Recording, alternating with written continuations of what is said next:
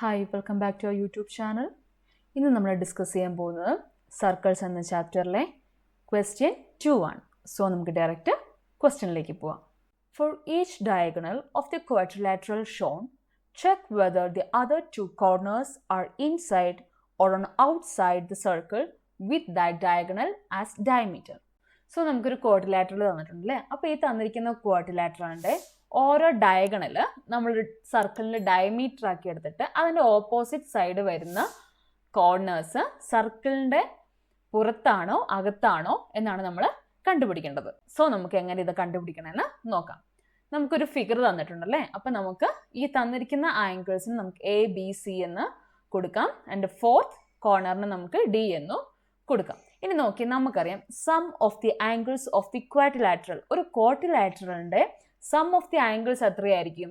360 ആണെന്ന് നമുക്കറിയാം അല്ലേ. അപ്പോൾ ഈ ആംഗിൾ D എങ്ങനെ കണ്ടുപിടിക്കുന്നത്? ഈ 360യിൽ നിന്ന് ഈ ഇത്രയും ആംഗിൾസ് കുറയ്ക്കുമ്പോൾ നമുക്ക് ഈ ആംഗിൾ D കിട്ടും അല്ലേ. That is angle D equal to 360 minus 110 plus 105 plus 55. ഈ 3 ആംഗിൾസും കൂട്ടിയിട്ട് അത് 360യിൽ നിന്ന് കുറയ്ക്കുമ്പോൾ നമുക്ക് D എന്ന് പറയുന്ന ആംഗിൾ നമുക്ക് കിട്ടും. അപ്പം ഇത് 3ഉം കൂട്ടുമ്പോൾ നമുക്ക് എന്താ കിട്ടുന്നത്? 270. That is 360 minus 270. അപ്പം 360യിൽ നിന്ന് 270 കുറയ്ക്കുമ്പോൾ നമുക്ക് എന്താ കിട്ടുന്നത്? 90. So angle D equal to എന്താണ്? 90 നമുക്ക് കിട്ടി. ഇനി നമ്മൾ എടുക്കാൻ പോകുന്നത് എന്താ അറിയോ? ഈ AC എന്ന് പറയുന്ന ഡയഗണൽ നമ്മൾ എന്താക്കി എടുക്കാൻ പോവാ? ഡയമീറ്റർ ആയിട്ട് എടുക്കാൻ പോവാ. ഓക്കെ. അപ്പം AC നമ്മൾ അതായത് ഈ ഡയഗണൽ നമ്മൾ സർക്കിളിൻ്റെ ഡയമീറ്റർ ആയിട്ട് അസ്യൂം ചെയ്യുവാണ്. സോ ഇതിലെ നമുക്കൊരു ലൈൻ വരയ്ക്കുവാണെങ്കിൽ എന്തൊക്കെ കണ്ടുപിടിക്കണം? ആംഗിൾ Dയും കണ്ടുപിടിക്കണം, ആംഗിൾ Bയും കണ്ടുപിടിക്കണം. ഈ 2 കോർണേഴ്സ് സർക്കിളിൻ്റെ ഉള്ളിലാണോ വെളിയിലാണോ എന്നാണ് നമ്മൾ കണ്ടുപിടിക്കേണ്ടത്. അപ്പം ഇതിലെ ഒരു ലൈൻ വരച്ചിട്ടുണ്ടെന്ന് നമ്മൾ അസ്യൂം ചെയ്യുക. അപ്പം ആംഗിൾ D എത്രയാണ്? 90 ഡിഗ്രിയാണ്. നമുക്കറിയാം ആംഗിൾ 90 ഡിഗ്രി ആണെങ്കിൽ അത് എവിടെയായിരിക്കും? അതൊരു റൈറ്റ് ആംഗിൾ ആയിരിക്കും.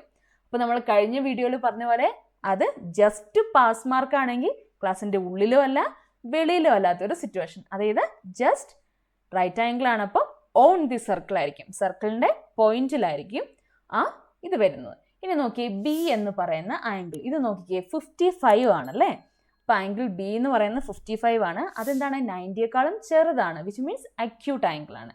അപ്പം 90 പാസ് മാർക്ക് ആണെങ്കിൽ പാസ് മാർക്കിനേക്കാൾ കുറവാണ് ഈ 55. അപ്പോൾ നമ്മളൊരു ടീച്ചർ എന്താ പറയുക? Get outside the class. അപ്പം ഇത് എവിടെയായിരിക്കും? സർക്കിളിൻ്റെ വെളിയിലായിരിക്കും. So B will be outside the circle.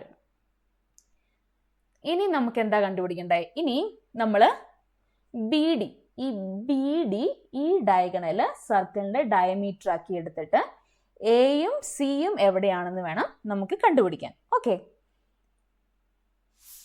So taking BD as the diameter of a circle, angle A എത്രയാണ്? 105. Angle CO 110.